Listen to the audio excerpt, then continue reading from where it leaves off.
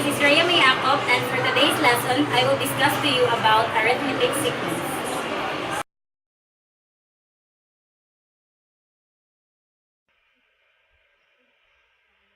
Arithmetic sequence. What is a sequence? Sequence is a set of things, usually numbers that are in order. Example: 3, 5, 7, 9, and so on. 3 is the first term, 5 is the second term, 7 is the third term, and 9 is the fourth term. Arithmetic sequence. In arithmetic sequence, the difference between one term and the next is a constant. In other words, we just add the same value each time infinitely. In general, we could write an arithmetic sequence like this: a, a plus 2d, a plus 3d, and so on, where a is the first term and d is the difference between the terms, or called as common difference. For example, 1, 4, 7, 10, 13, and so on. So, we will find first its first term. So, its first term is 1. So, next is to find its common difference. To find the common difference, we will use the equation a sub 2 minus a, where a sub 2 is the second term, which is 4, minus the first term, 1, so the common difference is equals to 3. Write the arithmetic sequence like this: a plus d, a plus 2d, a plus 3d, and so on. So, since our a is equals to 1 and our common difference is equals to 3, you can simply write a is equals to 1. So, 1 plus 3, 1 plus 2 times 3, and 1 plus 3 times 3, and so on. So, 1 plus 3 is equals to 4. 1 plus 2 times 3 is equals to 7. 1 plus 3 times 3 is equals to 10. So, it satisfies this.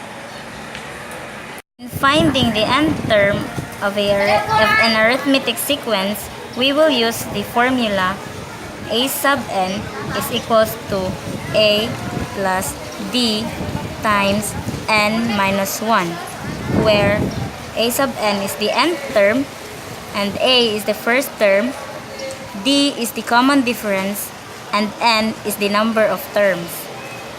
For example, given a is equals to 3 and the common difference is equals to 5, find a of 6.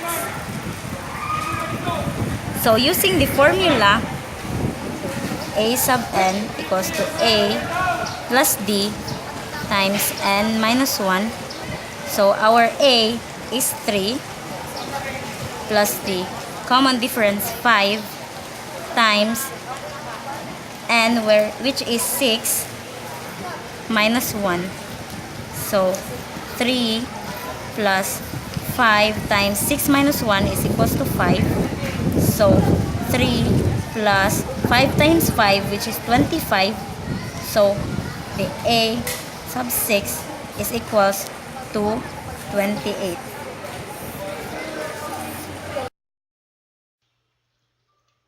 Example: Given the fifth term, which is 6, and the 10th term, which is 31, find the first term and the common difference. So given the fifth term, which is 16, and the 10th term, which is 31, we will find the first term and the common difference. So, let us first find the equation of the fifth term. So, we will use the equation a sub n is equals to a sub 1 plus d times n minus 1. So, we will copy a sub 1 plus d times the n, which is 5 minus 1. So, our a sub 5 is equals to a sub 1 plus 4d. So, next, we will find the equation of the 10th term. We will just simply use the same way. So, a sub 1 plus d times the n, which is 10, minus 1. So, a sub 10 is equals to a sub 1 plus 9d. So, to find the values of the first term and the common difference, we will use the elimination method. So, since we have the two equations, a sub 1 plus 4d equals to 16, and a sub 1 plus 9d equals to 31. So, to eliminate, we will multiply the first equation by negative 1. So, this will become negative a sub 1 minus 4d equals to negative 16. And just copy the second equation, which is a sub 1 plus 9d equals to 31. So, we will add these two equations, and this will be cancelled out, and negative 4d plus 9d is 5d, and negative 16 plus 31 is 15. So, we will divide both sides by 5. So, our common difference is 3.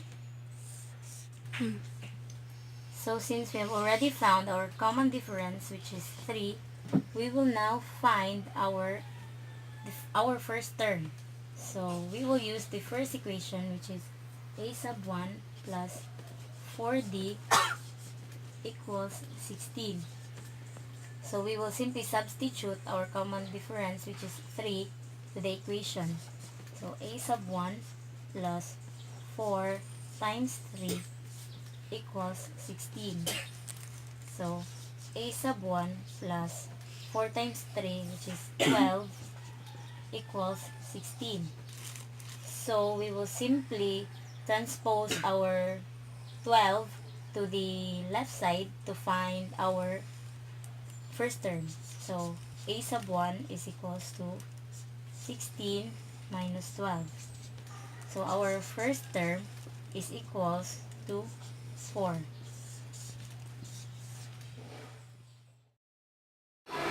That would be all for today, and thank you for watching.